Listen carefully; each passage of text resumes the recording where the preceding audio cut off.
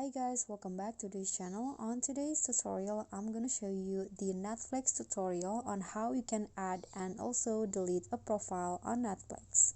So here I've already opened Netflix on my mobile, and to add a profile you can go to your profile first at the top right corner. Then here click on add profile. So type in the profile name, and also you can choose the photo or icon to that profile. Okay, for example, I want to change it into this one and just click on save.